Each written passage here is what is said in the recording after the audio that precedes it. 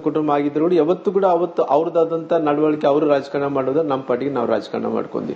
ಅವ್ರು back ground ಅಲ್ಲಿ ಬೇರೆ ಬೇರೆ ಇದ್ರೆ ಕೂಡ ಎಲ್ಲಿ ಕೂಡ ಬಹಿರಂಗವಾಗಿ ಕಾಣಿಸ್ಕೊಂಡಿಲ್ಲ. ಒಳಗಡೆ ಏನ್ ಮಾಡ್ತಾ ಇದಾರೋ ಗೊತ್ತಿಲ್ಲ, ಹೊರಗಡೆ ಅಂತ ಎಲ್ಲಿ ಕಾಣಿಸ್ಕೊಂಡಿಲ್ಲ.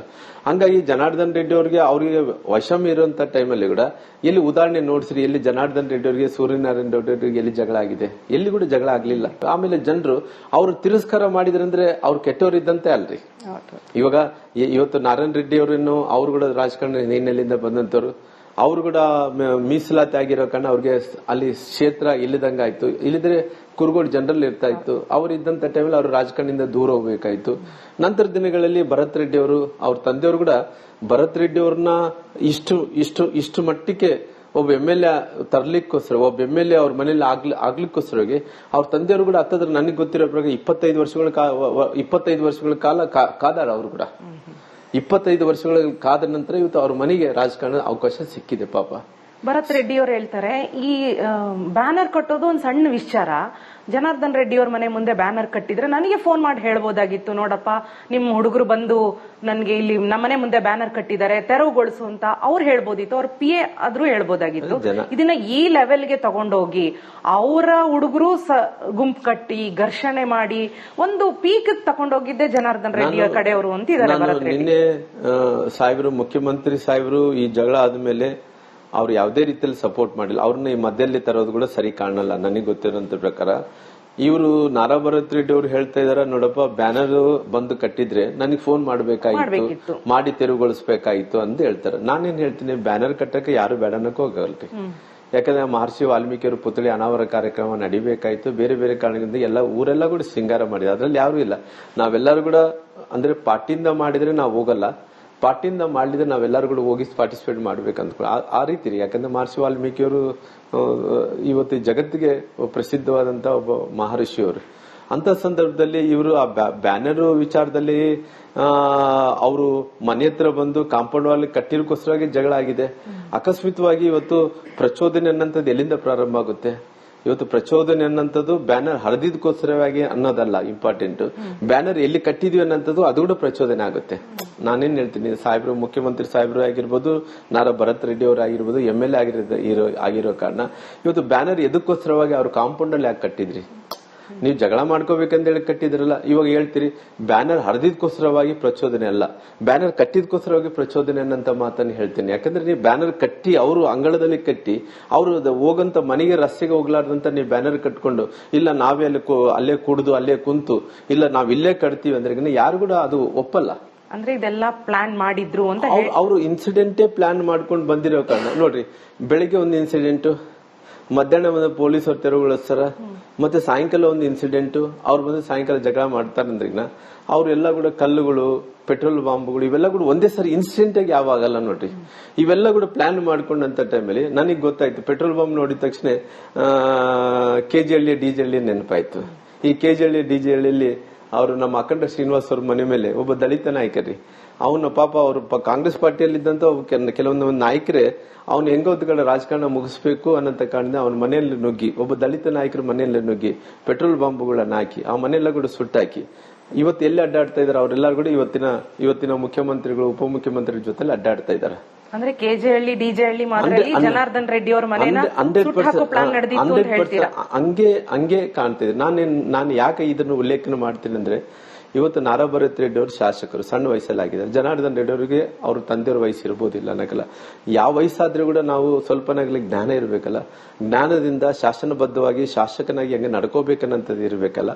ನಾವು ಪ್ರಮಾಣ ವಚನ ಸ್ವೀಕಾರ ಮಾಡಂತ ಟೈಮಲ್ಲಿ ಯಾವ ರೀತಿ ಪ್ರಮಾಣ ವಚನ ಕಾಯ ವಾಚ ಮನಸ್ಸದಿಂದ ಯಾವ ರೀತಿ ದ್ವೇಷ ರಾಗ ಇಲ್ಲಾರದಂತೆ ನಾವು ಪ್ರಮಾಣ ವಚನ ಸ್ವೀಕಾರ ಮಾಡಂತ ಆ ರೀತಿ ನಡ್ಕೋಬೇಕಾಗಿತ್ತಲ್ಲ.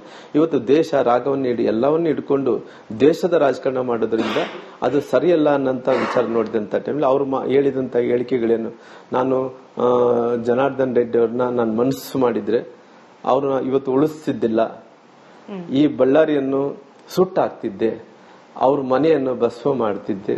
ಶಾಸಕರಾದಂತವ್ರು ಈ ರೀತಿ ಹೇಳಿಕೆಗಳು ಕೊಡ್ತಾ ಇದಾರೆ ಅಂದ್ರೆ ಎಷ್ಟು ದ್ವೇಷ ಇರಬಹುದು ನೋಡ್ರಿ. ಆದ್ರೆ ರಾಮುಲು ಅವರೇ, ಭರತ್ ರೆಡ್ಡಿ ಒಂದು ಹೇಳ್ತಾರೆ, ನಾನು ಅಷ್ಟು ಚೀಪ್ ವ್ಯಕ್ತಿ ಅಲ್ಲ, ನಾನು ಲಂಡನ್ ನಲ್ಲಿ ಓದ್ಕೊಂಡ್ ಬಂದಿರೋನು, ನನಗೆ ರಾಜಕಾರಣ ಗೊತ್ತಿದೆ, ನಾನು ಇವ್ರ ತರ ಅವರೊಂದು ಉದಾಹರಣೆ ಕೊಡ್ತಾರೆ. ಶ್ರೀರಾಮುಲು ಅವರು ಅನಿಲ್ ಲಾಡ್ ಮನೆಗೆ ನುಗ್ಗಿ ಗುಂಪು ಕಟ್ಕೊಂಡು ಹೋಗಿ ಅವ್ರ ಮನೆ ಸುಟ್ಟು ಹಾಕಕ್ ಹೋಗಿದ್ದವರು. ಆ ಇತಿಹಾಸ ರಾಮುಲು ಅವ್ರಿಗಿದೆ, ನನಗ ಆ ಇತಿಹಾಸ ಇಲ್ಲ ಅಂತಾರೆ. ನೋಡ್ರಿ, ನಾನು ಎಲ್ಲ ಬ್ಯಾಕ್ ಗ್ರೌಂಡ್ಗಳನ್ನು ಹುಡ್ಕೊಂಡು ಹೋಗ್ಬೇಕಾದ್ರೆ ನೋಡ್ರಿ, ನಾನು ಮುಂಚೆಯಿಂದ ಕೂಡ ಬಡವರು ಪರವಾಗಿರಂತ ಮನುಷ್ಯ ರೀ.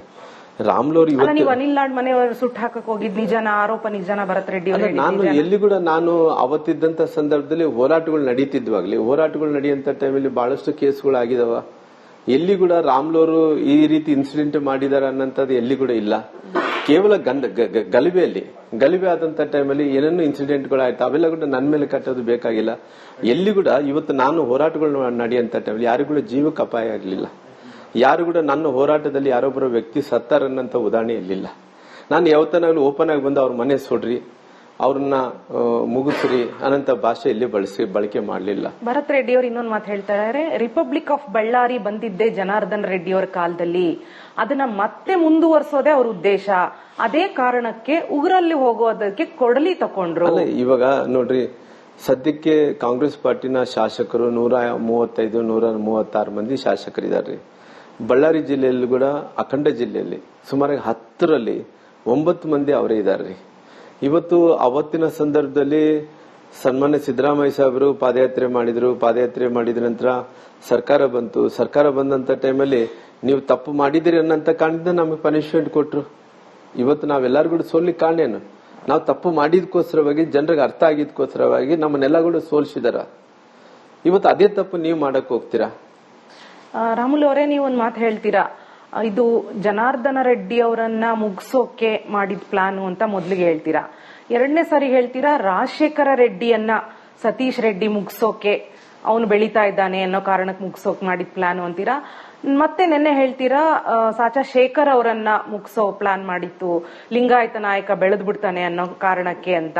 ಆದ್ರೆ ನಿಮ್ಮ ಆರೋಪದಲ್ಲಿ ಒಂದು ಆರೋಪ ಯಾವ್ದು ಸರಿಯಾಗಿಲ್ವಲ್ಲ? ನೀವೇ ಏನೋ ಕಾಗಕ್ಕಾಗ ಕತೆ ಕಟ್ತಾ ಇದ್ದೀರಾ ಅಂತ. ನೋಡ್ರಿ, ನಾನು ಅವತ್ತು ಗಲಿಬೆ ಆಗಂತ ಟೈಮಲ್ಲಿ ಅವತ್ತು ಮೇನ್ ಆಗಿ ಆ ಕಲ್ಪ್ರೇಟ್ ಯಾರು ಸತೀಶ್ ರೆಡ್ಡಿ ಅನ್ನೋ ಅಂತ ನಾನು ಯಾವತ್ತೂ ನೋಡಿಲ್ಲ ರೀ. ನೇರವಾಗಿ ಅವತ್ತೇ ನೋಡಿರೋಂಥದ್ದು.